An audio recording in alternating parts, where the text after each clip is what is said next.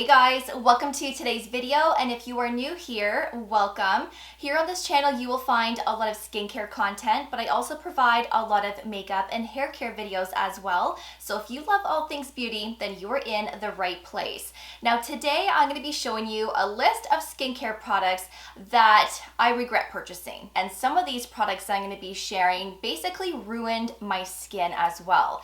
Now there has been a lot of products that I have disliked over the years. So if I were to name off everything in this video, we would be here all day. So if you would like a part 2, please let me know in the comments and I can film that next. Now, if you are using any one of these products that I'm sharing in this video and you love them and they work amazing on your skin, keep using what is working for you. I am not trying to discourage you, and I definitely don't want to tell you to stop using something that you love that works for you. That's not what this video is about. I'm just sharing the products that I dislike that just didn't work out for me. And sometimes we don't love everything that we try. So let's get right into it, but please don't forget to subscribe and ring that notification bell so that you don't miss out on any of my upcoming videos. And please don't forget to give this video a big thumbs up, as it really helps my channel with the algorithm. Alright, so let's go over the products that I regret purchasing, and where do I begin? I think the first product that I'm going to be talking about is Pore Strips. Now, I used to use these a lot in high school. I don't use these anymore. I couldn't tell you the last time that I used a Bioré strip. Now, these were very satisfying to use because, of course, you get to see all of the peach fuzz and the sebaceous filaments that get ripped out of your nose, and it was always nice to see all of that on the strip, but the experience itself was not enjoyable. It's very harsh, very irritating. My nose would be red for several days after I used the strip. And then of course, when you're ripping it off, my eyes are constantly watering as well. So back then I wasn't too educated on skincare as well as ingredients, but now that I'm older and now that I know that there's other options out there that actually correct the issue, I much rather use those ingredients than using a Bioré strip. Because remember, with the Bioré strips, yes, you're ripping it off, everything is coming out, but then in a couple of weeks to 30 days, your pores are going to be going back to normal. So you're not correcting the issue. So if you have enlarged pores and you have sebaceous filaments, you're better off using salicylic acid, a retinol or a retinoid, bentonite clay, niacinamide. These are all examples of ingredients that you can use to correct the issue. And these honestly do work. They're more gentle, they're more safer, and they're more effective as well. So of course, I am never going to be using Bioré strips again, and it's something that I do regret purchasing and using. The St. Ives Apricot Scrub is another product that I regret purchasing. Now, this is a very harsh and irritating product in my opinion, and this completely ruined my skin. My skin was super red, it was inflamed, my skin barrier was compromised, it was a nightmare.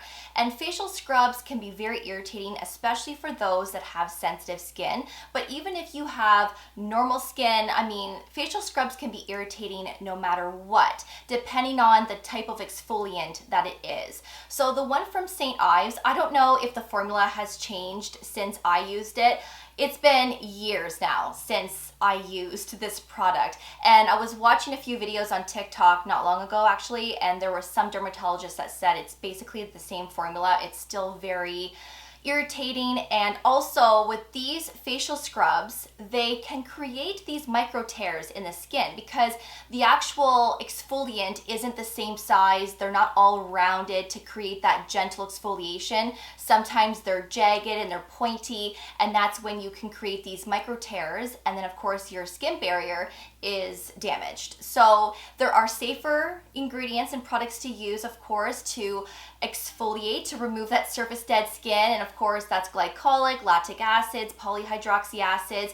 Find a chemical exfoliant that is suited for your skin type and be consistent with that. It's going to be safer, it's going to be more gentle, also it's going to be more effective in the long run as well. And sometimes if my skin is super flaky and I really need something to get rid of that, I can understand why people resort to facial scrubs. I totally get it, but try using a washcloth. yes, this can be irritating as well, but it's going to be a little bit more gentle than a facial scrub.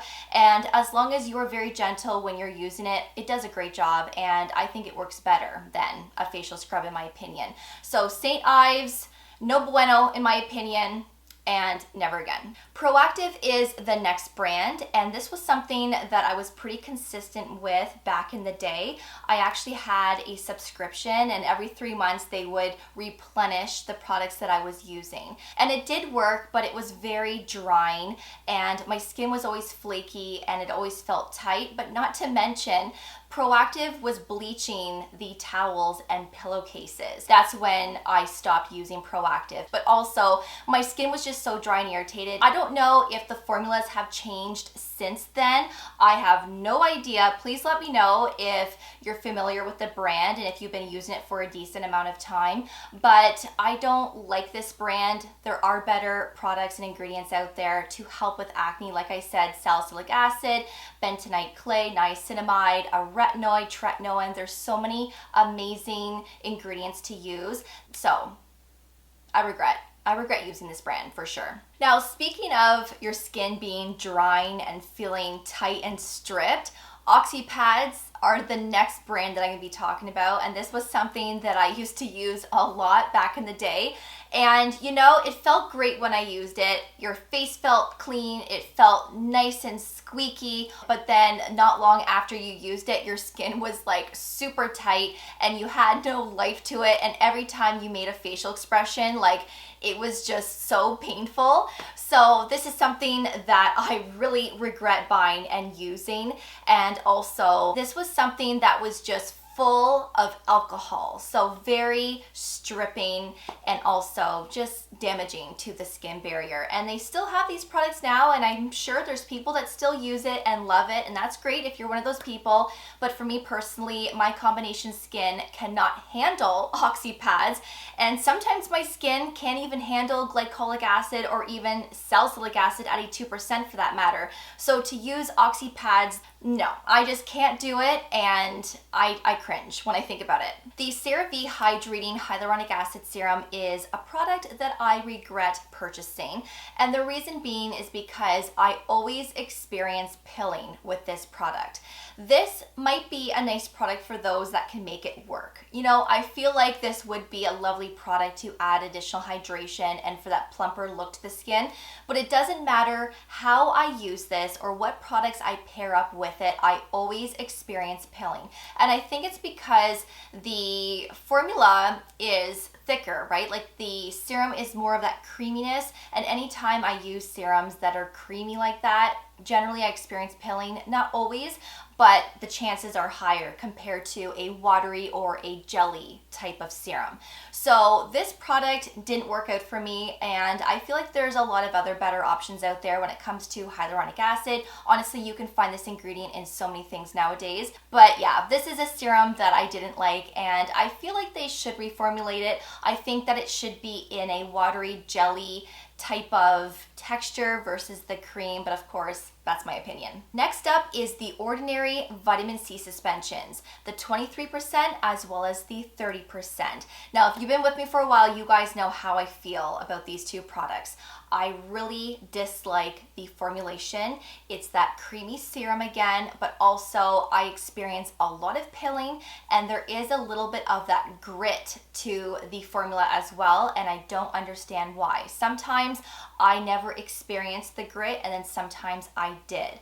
So I don't like these two products. I feel like you can do better when it comes to vitamin C, especially their other serums that they offer in their collection. I would much rather tell you to try those than the suspensions, but of course you do whatever you want. But I am not the only one that feels this way. I know that there's a lot of you that dislike the suspensions as well for the same reason, and I feel like The Ordinary needs to reformulate these two products. I really do. They need to make it in a watery or a jelly type of serum. I just feel like these creamy thick serums just don't do justice, because once you apply your moisturizer and everything else with it, like your sunscreen, there's just too many thick layers on top of one another, and that's when pilling can happen. So for me personally, these are complete fails and I regret purchasing them. And I think the last product that I'm going to be talking about is the Inkey List Madecassoside Mask. I don't feel like this mask really does anything, especially from the experience that I have had with it. I didn't enjoy it. I didn't feel like it worked. It was just basic and average, and I have tried this at different times when my face was normal, when my face was irritated, and again, it did nothing. So this mask is designed for those that have irritated, sensitive skin, you have redness, and dry skin. You might have a good experience with it, but for me personally, I just feel like there's better products out there that perform a lot better. And I love the Inkey List, and I believe they have a lot of great products that have that expensive luxury feel to them, but this product is just a no for me, and I definitely regret purchasing it. So there you have it. Those are some brands and products that I regret purchasing. I really hope that you enjoyed today's video. I wanted to provide something different today, so if you enjoyed it and you would like to see a part 2, please let me know in the comments below, and also by giving this video a big thumbs up. Let me know if you've tried any of these brands and products before. Did you have the same experience as I did? And are you currently using any of these right now in your skincare routines? Let's get a conversation going in that comment section. And thank you so much for watching. I always do appreciate it. And of course, I will see you all in the next video. Take care, and I will see you all then. Bye, guys.